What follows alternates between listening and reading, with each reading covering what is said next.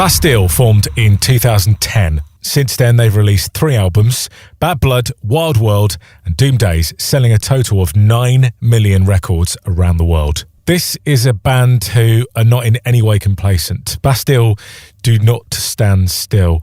Despite their global success, just before the pandemic kicked in, they decided they challenged themselves to totally change their approach to live shows and perform their music with some of the world's greatest orchestras and choirs. And they've totally pulled it off. And in doing so, changed the whole perspective of how they make their music. The highs and the lows of the experience have been captured in a new full-length documentary out now on Amazon Prime. It's called Bastille, ReOrchestrated. It incorporates unseen footage of the band from back in the day, in 2010, right up to their super ambitious and altered live shows. I'm Stu Armour. In the next hour, I'm talking to all 4 members of Bastille, Dan Smith, Carl Simmons, Will Farquharson and Chris Woody Wood about the movie and playing you the reworked and reimagined versions of some of their biggest songs from the film. The thing that I get from the documentary first off is that it's really, really funny. I'm really glad that you found it funny because like when we watched it, we watched the first cut last year, and like that was something that was really pleasantly surprising because I guess you'd imagine a documentary about a band doing orchestrated shows to be a bit up its own arse, which it also is. But but I guess also for us watching it, like we know each other really well, and it's relevant to us. So obviously, a lot of the things in that we would probably find funnier than other people.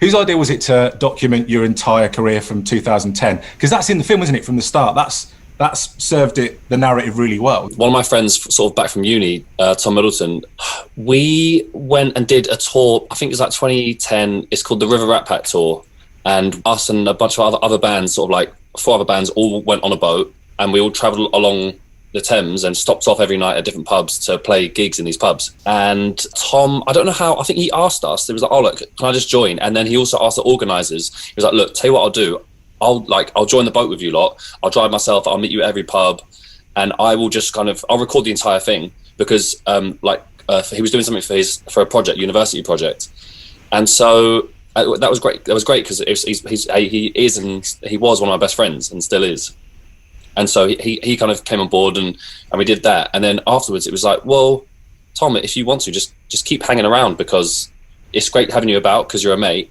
And also if it helps you with your sort of university project stuff. And so it was really natural. It wasn't like, guys, this is going somewhere, okay? We need to record this. Yeah. You know what I mean? It was just really natural because, you know, it was nice to have him around and he wanted to get a lot of footage. So yeah, and it just kind of spiraled from there. More chat from the boys from Bastille in just a bit. First, let's hear one of their biggest hits with a full orchestra and choir in tow. This is Pompeii. Extraordinary rework that. Pompeii live from Capitol Studios.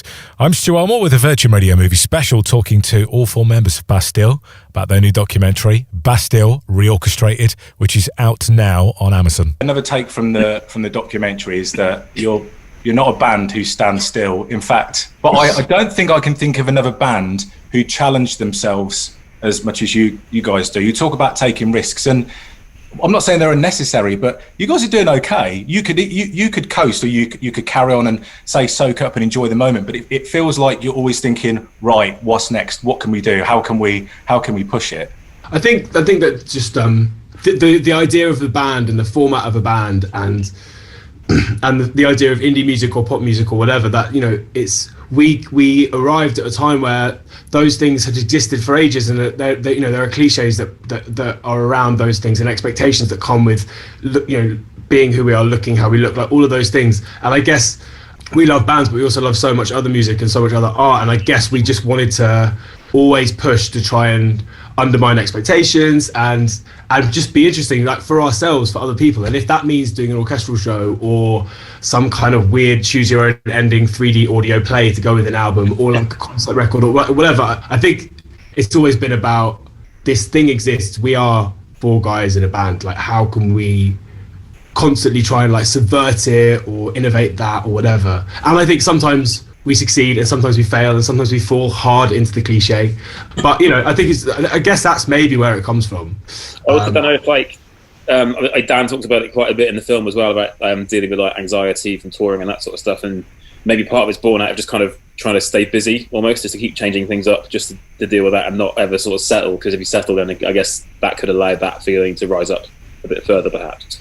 I don't know. I'm completely putting words in Dan's mouth there. It is weird though, like with the film having been made, and I remember when we all watched it for the first time together, which was nice, even though we were miles apart in the cinema with masks on, being forced to sit down and address and acknowledge all of this stuff that we've been able to do. I think when you're in the middle of it and you're constantly trying to be interesting and trying to innovate and like think about the next thing and the next song and the next project and the next tour, or like whatever, it's kind of, there was never really room until now to like acknowledge or think about that stuff. So that's, you know, part of it. I guess with the world having stopped for, you know, a year now, people, no matter what they do to, you know, to look back and address things, but you know, I guess this was our version of that a little bit. More from the soundtrack now. This is Million Pieces. To Past Midnight, recorded live at the Royal Albert Hall in London, orchestra and choir included.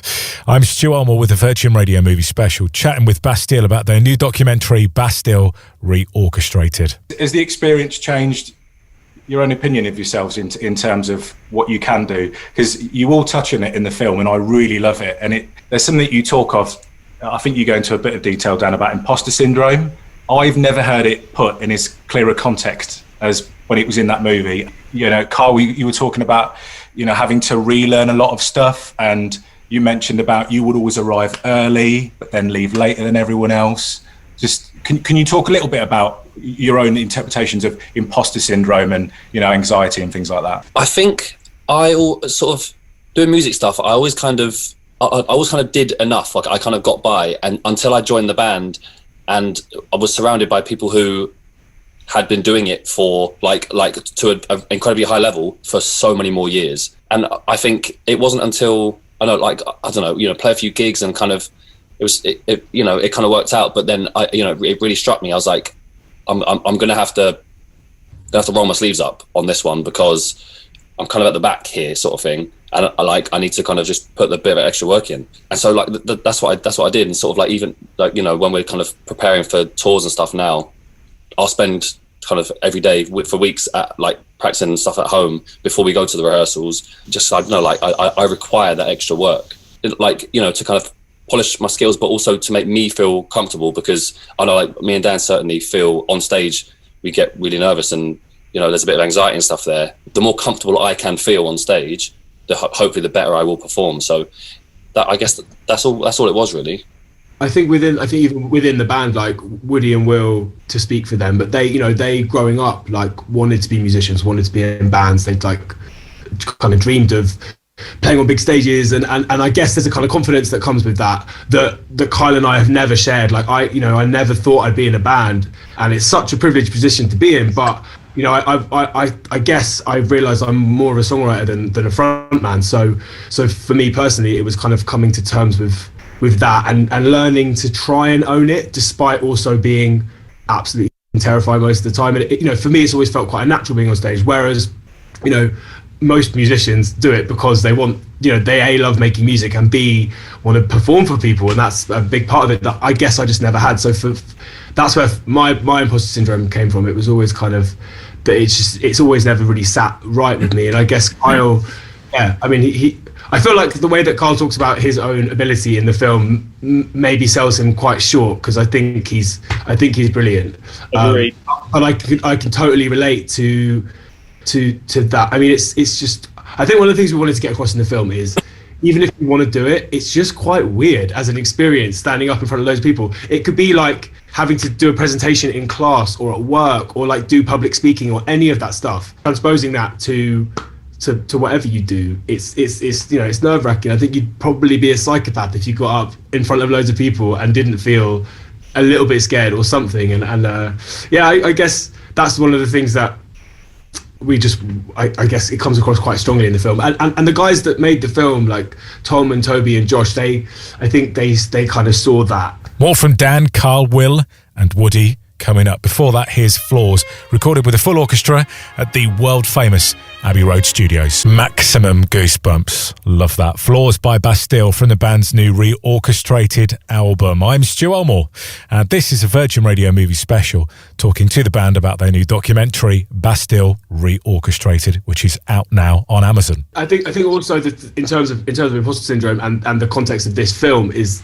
taking us out of the comfort of playing the things that we've played every night for like 6-7 years, and suddenly, you know, not plonking us, we chose to be there, choosing to be on a stage with loads of amazing classical musicians who come at it from such a different angle, and loads of like insane singers who, you know, whose musical brains maybe work a bit differently as well. Like that, in terms of the levels of imposter syndrome, if we feel at times uncomfortable in our own band, imagine what it felt like being on stage in like an amazing classical concert. That was the point when Fake It Till You Make It comes undone, when no one in that room was faking. They knew what they were doing. It's like, Fake it till you break it.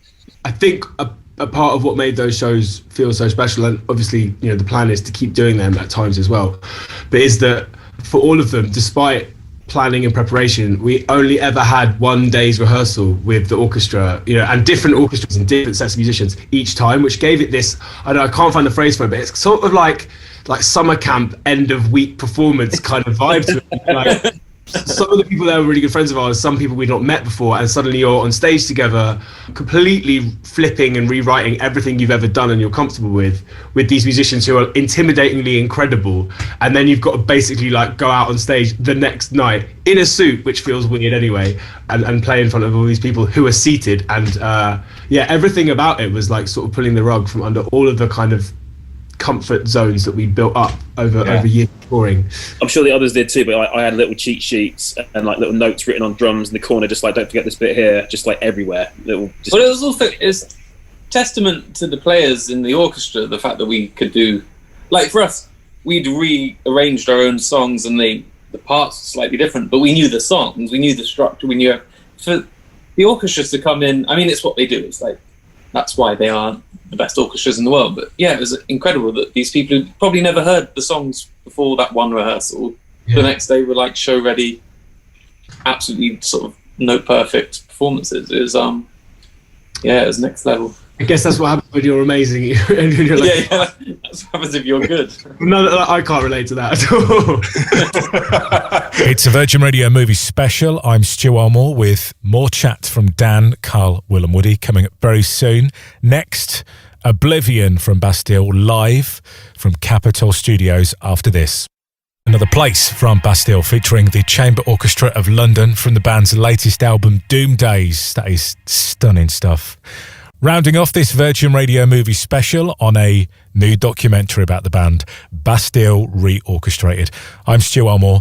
My thanks to Dan, Carl, Will and Woody from the band for taking the time to talk to us about the film. If you want to watch the documentary, and you should, then check out the details on our website, virginradio.co.uk.